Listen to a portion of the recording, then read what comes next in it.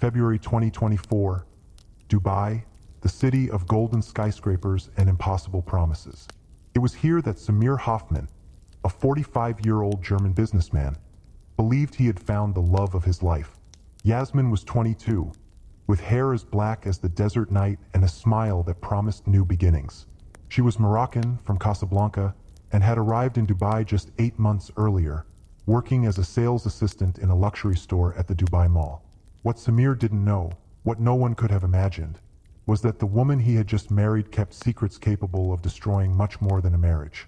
Secrets that would cost her her life and turn Samir's honeymoon into an investigative nightmare spanning 3 countries, revealing a web of lies as complex as it was terrible. But let's start at the beginning, from the moment when everything still seemed perfect. The encounter. Samir Hoffman was not a naive man. Divorced for 6 years and father to 2 teenage children living with their mother in Munich, he had built a solid life as a consultant for technology firms. He traveled constantly throughout the Middle East, knew the dangers of deceptive appearances, and kept his personal relationships under strict control. Or so he thought. It was in June 2023, during a business trip to Dubai, that he met Yasmin. He was buying a gift for his daughter, an expensive Italian handbag, a peace offering for another missed birthday, when she approached him. "Are you looking for something special?" she asked in English, her accent a charming mix of Arabic and French. Samir remembered that moment perfectly. She wore the store's uniform, but there was something different. It wasn't just her beauty. Dubai was full of beautiful women. It was her intelligence, the way she switched between 3 languages with natural ease. "For my daughter," Samir replied. "She's turning 17. I have no idea what teenagers want." Yasmin smiled, a genuine one, not the professional kind. 17 is a difficult age. She wants to be treated as an adult but still needs to know her father cares. "Let me show you something she'll love." And so it began.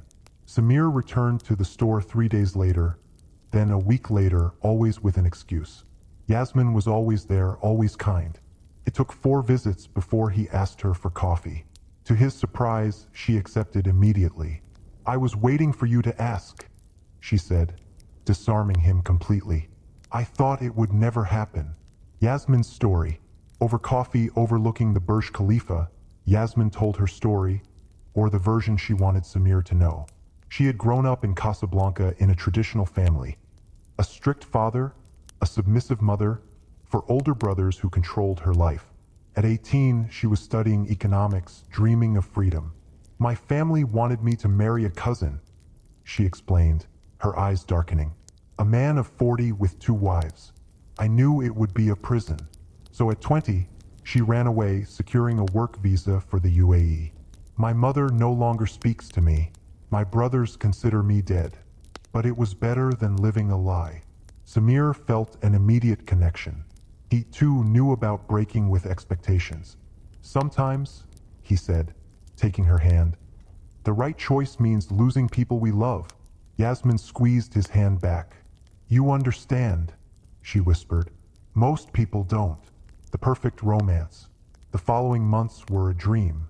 Samir extended his Dubai trips. When in Munich, he called Yasmin for hours.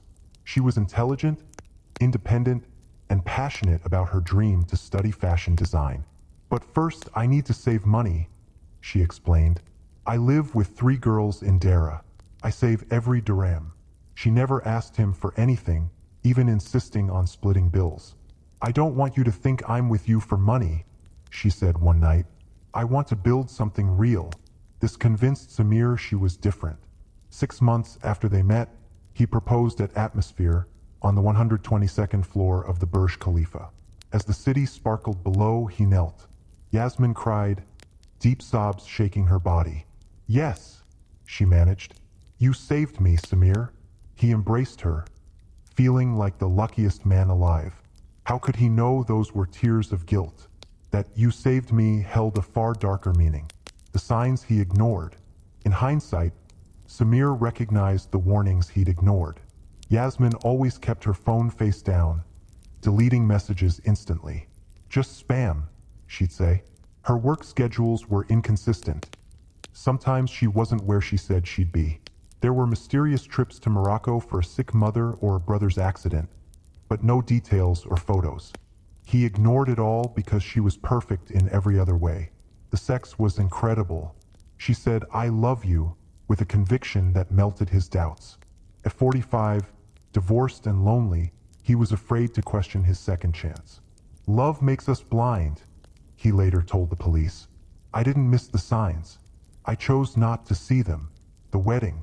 Samir wanted a wedding in Munich, but Yasmin insisted on Dubai. "My family hasn't forgiven me," she explained, "and Germany is too soon for your children. Dubai is our place." Samir agreed. His children, Lucas and Emma, were unhappy. "You barely know her, Dad," said Lucas. "It's weird." But Samir only introduced them via brief, cold video calls. The civil ceremony was on February 14, 2024. Just the two of them and two witnesses Yasmin provided. She wore a simple white dress. "It's perfect this way," she told him. "Just us against the world." Afterward, they went to the Burj Al Arab, the iconic seven-star hotel. "This will be a night we'll never forget," Samir said. He was right. The last night. First, everything was perfect. Champagne in the hot tub, passionate lovemaking, extravagant room service. But Yasmin was checking her phone constantly. Around 11 p.m. it rang. She paled. "It's an emergency. My sister." She took the call on the balcony. Through the glass, Samir saw her arguing, gesturing wildly. When she returned, she was shaking. "Just family problems," she insisted, forcing a smile. "It's sorted." The magic was gone. She was distant. Samir woke at 3 a.m. to find her on the balcony, smoking. "I can't sleep," she said. "Too many changes." "Regrets?" he asked, half joking. She stared at the dark sea. "No. You're a good man, Samir. Better than I deserve." "Don't say that." "But it's true. You don't really know me. I only care about our future." She laughed, a bitter sound. "The future? Let's see what future awaits us." Those were her last words to him alive. The awakening. Samir woke at 9 a.m. to an empty bed. Her purse was gone. He called her phone straight to voicemail. By 11 a.m. he called the front desk. "Mrs. Hoffman left at 5:47 a.m., they said. "A private taxi." Samir's panic grew. He called the police. "It's our wedding night. Something is wrong." The operator sent a patrol car. The investigation begins. Detective Rashid Al-Mansouri arrived, a man in his 40s with a precise gaze. Samir recounted everything. Al-Mansouri asked the delicate question. "Did she have ulterior motives? Residence, money?" "No. We loved each other." "Then help me find her." It was then Samir realized how little he truly knew. The first revelations. Al-Mansouri visited Yasmin's store. "Mr. Hoffman, she resigned 3 months ago. The apartment address in Dara was fake."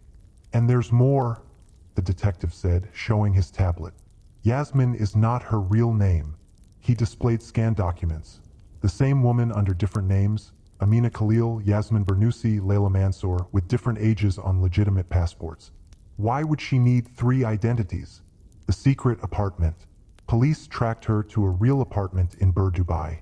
What they found was an operational hub.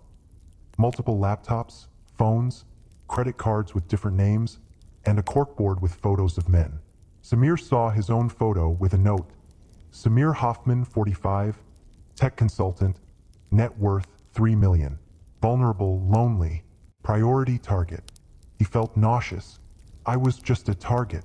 The network. Emails revealed an organized ring of young Moroccan women targeting wealthy Western men. But Yasmin's correspondence was darker. She mentioned the last job and no witnesses. Al-Mansouri found news articles. A French businessman, dead from digitalis poisoning. His wife, Layla Mansour Yasmin, had disappeared with 800,000 euros. "She is the prime suspect," the detective said. There was a similar case in Spain. "How many?" Samir whispered. 3 confirmed deaths. 5 frauds. There may be more. Samir remembered the champagne, the vitamin capsules, the life insurance policy she suggested.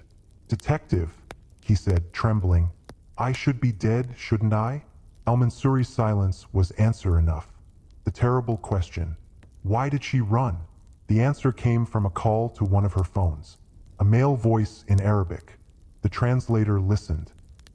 He's asking if the job is done. They traced the number to Karim Khalil, her older brother. Her story of an oppressive family was a lie. They were the orchestrators. The real story. Interpol revealed the truth. Amina Khalil came from a criminal family. Her father and brothers had records for fraud and trafficking. She was their weapon. Beautiful polyglot, trained to seduce and marry wealthy, vulnerable Western men. The outcomes varied from theft to murder by digitalis, a poison mimicking heart attacks. Why she ran. The technical team recovered the audio from her wedding night call. It was Karim. The French police are close. Finish him tonight. Use the poison. Pause. What if I don't want to?